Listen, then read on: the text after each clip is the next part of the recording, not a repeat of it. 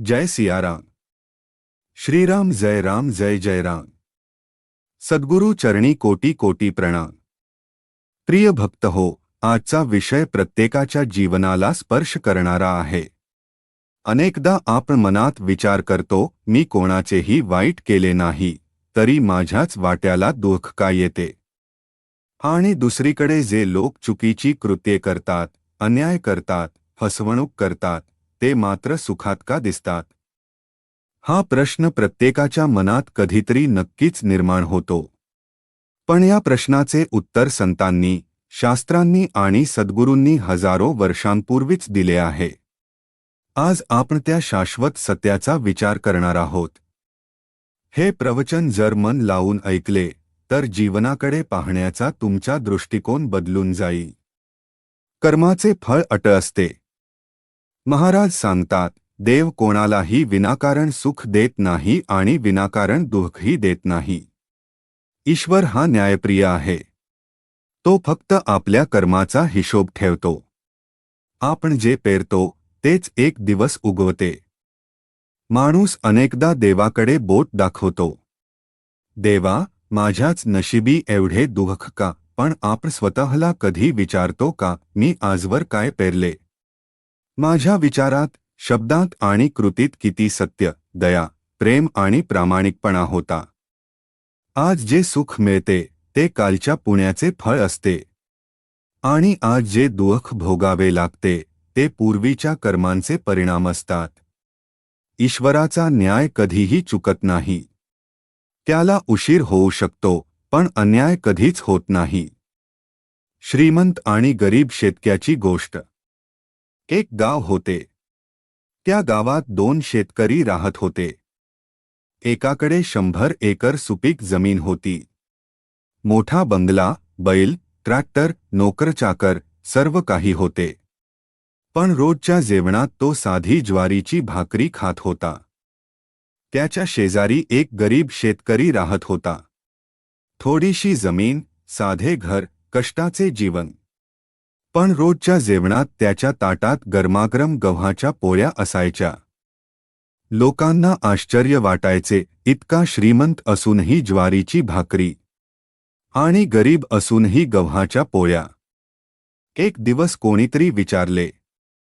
गरीब शेतकरी हसत म्हणाला, गेल्या वर्षी मी गहू पेरला होता, म्हणून आज गहू खात आहे। श्रीमंत शेतकरी म्हणाला, मी गेल्या वर्षी ज्वारी पेरली होती, म्हणून आज ज्वारी खात आहे। यामध्येच संपूर्ण जीवनाचे तत्वज्ञान दडलेले आहे। आज आपण जे कर्म करतो तेच उद्याच्या आयुष्याचे पीक बनून आपल्या समोर येते। आज जर आपण सत्य, प्रामाणिकपणा, सेवा, दया आणि भक्तीची बीजे पेरली तर उद्या आनंदाचे पीक मिळेल। पण आज जर खोटेपणा, लोभ, स्वार्थ, अहंकार आणि अन्यायाची पेरणी केली तर भविष्यात दुःखाचे काटेच उगवतील। दुसऱ्याच्या सुखाकडे पाहून दुःखी होऊ नका। आपल्याला अनेकदा वाटते, तो माणूस किती वाईट आहे, तरी किती सुखात आहे। पण आपण त्याच्या आजच्या सुखाकडे पाहतो, त्याच्या पूर्वीच्या पुण्याकडे पाहत नाही। त्याचप्रमाणे आपण आपल्या आजच्या दुःखाकडे पाहतो, पण आपल्या पूर्वकर्मांकडे पाहत नाही। म्हणून दुसऱ्याच्या आयुष्याचा मत्सर करू नका। प्रत्येकाच्या आयुष्याची वही वेगळी असते। प्रत्येकाचा हिशोब वेगळा असतो। ईश्वर प्रत्येकाला त्याच्या कर्मानुसार फळ देतो। स्वतःच्या मनाला प्रश्न विचारा। जगाला फसवणे सोपे आहे। आपण चेहऱ्यावर हसू आणू शकतो, लोकांसमोर चांगुलपणाचा आव आणू शकतो, पण आपल्या अंतःकरणाला फसवू शकत नाही। रात्री उशीवर डोके ठेवले की मन आपल्याला विचारते, आज तू कोणाला दुःख दिलेस? कोणाला मदत केलीस? कोणाशी खोटे बोललास? कोणाचा विश्वासघात केलास? या प्रश्नांची खरी उत्तरे आपल्या मनालाच माहिती असतात। म्हणून देवाला दोष देण्यापेक्षा स्वतःच्या अंतरंगात डोकावणे अधिक आवश्यक आहे। जीवन बदलणारा संदेश। भक्त हो, आजपासून एक संकल्प करूया। वाईटाला वाईटाने उत्तर देणार नाही. खोट्यापेक्षा सत्याची साथ देऊ. स्वार्थापेक्षा सेवेला महत्त्व देऊ. रागापेक्षा क्षमेला स्थान देऊ. अहंकारापेक्षा नम्रतेला स्वीकारू. कारण प्रत्येक चांगले कर्म आपल्या भविष्यातील सुखाची पेरणी करत असते. भावनिक समारोप. लक्षात ठेवा, जीवनात जे काही घडते त्यामागे ईश्वराचा अन्याय नसतो, आपल्या कर्मांचा न्याय असतो. आजचे अश्रू उद्याच्या आनंदाचे बीज असू शकतात. आजचे कष्ट उद्याच्या यशाची पायाभरणी असू शकतात. म्हणून परिस्थिती कितीही कठीण असली तरी चांगली कर्मे सोडू नका. सद्गुरूंवरील श्रद्धा सोडू नका.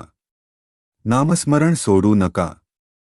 कारण शेवटी जिंकतो तो पैसा नाही, सत्ता नाही, अहंकार नाही. जिंकते ती फक्त चांगली कर्मे आणि त्या कर्मांचा न्याय करणारा परमेश्वर. शेवटी मनाला भिडणारी 10 वाक्ये. 1. आज जर डोळ्यात अश्रू असतील तर निराश होऊ नका. कदाचित परमेश्वर तुमच्या उद्याच्या आनंदाची पेरणी आजच करत असेल. 2. देव उशीर करतो पण कधीच अन्याय करत नाही. प्रत्येक अश्रूचा आणि प्रत्येक चांगल्या कर्माचा हिशोब त्याच्याकडे सुरक्षित असतो. 3. जग तुमच्या परिस्थितीवर हसेल पण परमेश्वर तुमच्या सहनशीलतेकडे पाहत असतो. 4. पैसा, संपत्ती आणि मानसन्मान इथेच राहणार आहे. शेवटी तुमच्यासोबत जाणार आहेत फक्त तुमची कर्मे. 5. आज कोणाचं मन जिंकून बघा. कदाचित तेच तुमच्या आयुष्यातील सर्वात मोठं पुण्य ठरेल. 6. दुसऱ्याला दुःख देऊन मिळालेलं सुख काही दिवसांचं असतं, पण दुसऱ्याला दिलेला आनंद आयुष्यभर आशीर्वाद बनून सोबत राहतो. 7. म्हणून भक्त हो. परिस्थिती कितीही कठीण असली तरी देवावरचा विश्वास, सद्गुरूंवरील श्रद्धा आणि चांगली कर्मे कधीही सोडू नका. 8. एक दिवस असा नक्की येईल जेव्हा तुमच्या डोळ्यातून वाहिलेले प्रत्येक अश्रू परमेश्वर आनंदात बदलून टाकेल. 9. शेवटच्या श्वासाच्या वेळी संपत्ती नाही, पद नाही, माणसंही नाही. फक्त आपल्या कर्मांची सावली आपल्यासोबत उभी असते. 10. म्हणून आजच ठरवा. अशा पद्धतीने जगा की शेवटच्या क्षणी डोळे मिटताना पश्चात्ताप नको, तर ओठांवर फक्त एक शब्द असावा, देवा, तुझ्या न्यायावर माझा पूर्ण विश्वास आहे. जय सियाराम. सद्गुरु स्वामी नरेंद्र महाराज की जय.